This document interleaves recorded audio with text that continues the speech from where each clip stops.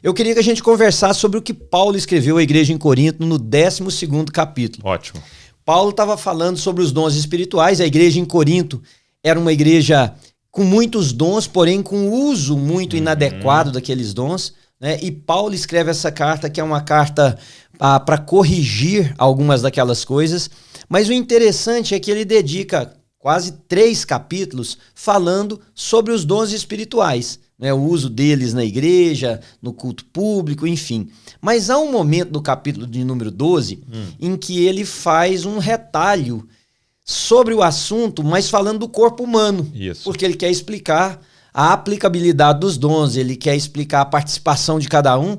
E aí ele diz assim: o corpo tem muitas partes, mas elas formam um só corpo. E o mesmo acontece com relação a Cristo. Aí ele está falando da formação dos judeus, de gentios, de pessoas de todos os lugares. O que eu queria que a gente conversasse hoje?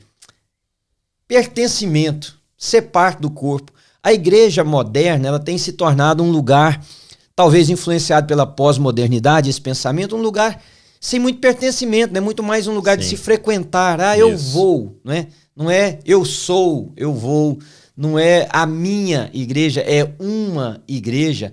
E eu queria ouvir você um pouquinho. O que você pensa sobre isso? O que você já tratou com outras pessoas a respeito desse assunto de pertencimento, de ser igreja e de diferentes dons no mesmo lugar e os talentos que Deus nos deu, enfim. Vamos nessa? Poxa, demais, demais. E na verdade, esse é um dos assuntos que tem mais queimado no meu coração nessa última temporada.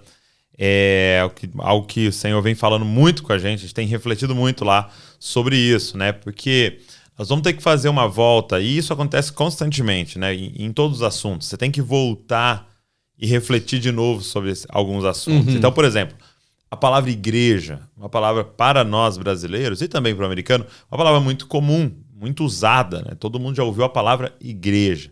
Então, a impressão que eu tenho, quanto mais você usa uma palavra, mais ela vai se desviando do seu propósito inicial, né? Então, se você chega para alguém, por exemplo, no Brasil e falar, o que é uma igreja?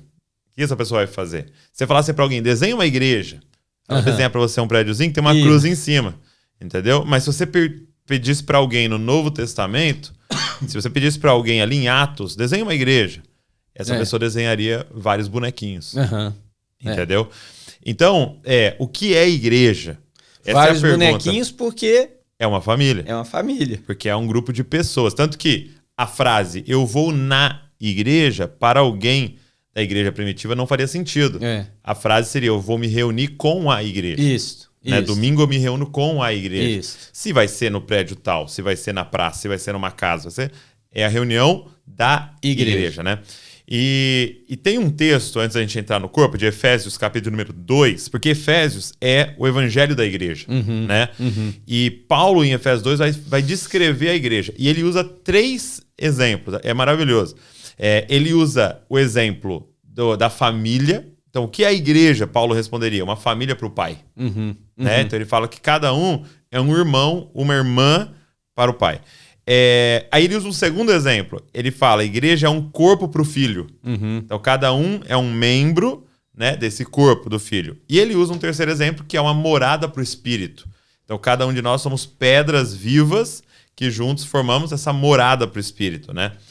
E é interessante fazer essa pergunta, por que esses 3 exemplos? Porque se você falar a igreja é uma família, sim, é uma família, nós somos irmãos, eu chamo você de irmão Manuel, irmão Douglas, não é um jargão evangélico, não é igual lá em São Paulo a gente fala mano, em algumas regiões fala brother, né? Não. É uma identificação, de né? verdade, nós somos irmãos.